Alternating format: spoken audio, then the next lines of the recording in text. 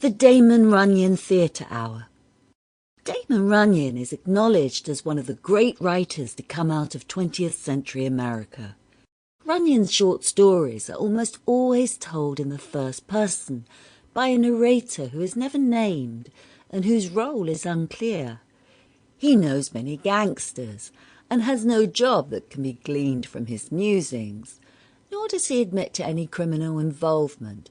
He is a bystander, an observer, an average street-corner Joe. Runyon described himself as being known to one and all as a guy who is just around. That line seems to say a lot about Runyon and his life. It was like you were with him on some street corner hustle or some shady dive, and he was filling you in on all the angles, all the gossip, all of life. He was who so many people wanted to be with, or so many people wanted to be. Of course, the cliché about newspapermen and writers is that they are heavy drinkers, chain smokers, gamblers, and obsessively chase women with a sideline in the gathering of stories and facts, and actually getting something written just before the deadline hits. That seems like Damon Runyon and his life summed up in one sentence. His stories became legendary ways of looking that bit differently at America, of soaking up the atmosphere of a glamorous and rip-roaring age and distilling it into black and white type, or in our case, the Damon Runyon Theatre Hour. Here's our first story.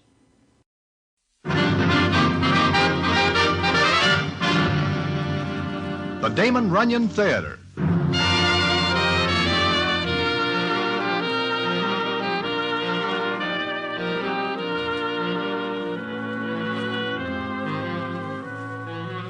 Once again, the Damon Runyon Theatre brings you another story by the master storyteller, Damon Runyon. And this one, The Touching for a Pal. And to tell it to you, here is Broadway. Thanks. It is just the other night that I am sitting in Mindy's when who comes in but little Joey. Little Joey is all by himself, which is more than somewhat strange. The reason for the strangeness is because he is pals with Blind Benny. I asked little Joey why he is not with Blind Benny, and he tells me a story that at first I do not believe. But it turns out later that Joey is telling nothing but the truth, and I will tell you the story in a minute.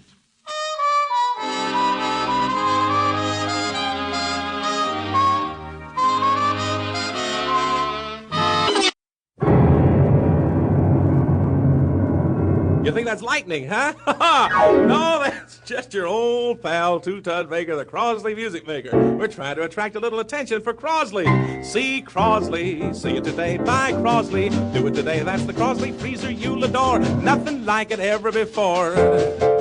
For a Pal.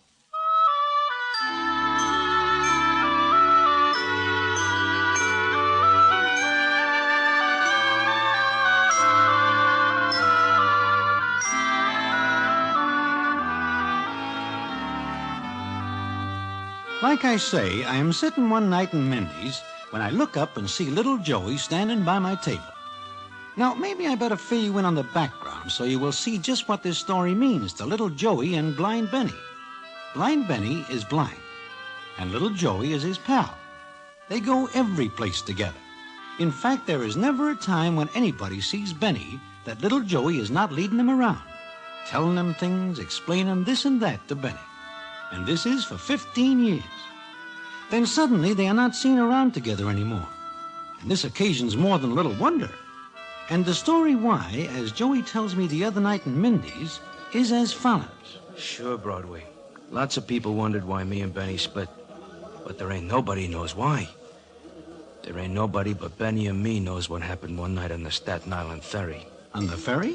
What do you mean, Joey? Well, it didn't start that night exactly, Broadway. No, it started one night when Benny and me were standing on the corner of Broadway and 52nd. I am just about ready to lead Benny across the street when Eddie Jacobs, the ticket agent, comes up to us. Hiya, Joey. Hello there, Benny. Who's that? Eddie? Yeah, Benny, it's Eddie Jacobs. Oh, hi, Eddie. Tip-top. Say, what are you two guys doing tonight? What? Just moseying around? Why? Tell you what, I got a couple of ducats to a new play that just opened. Thought maybe you two'd like to go. Hey, it's swell. Ain't it, Joey? Sure. Matter of fact, we were thinking of a movie. Sample complete. Ready to continue?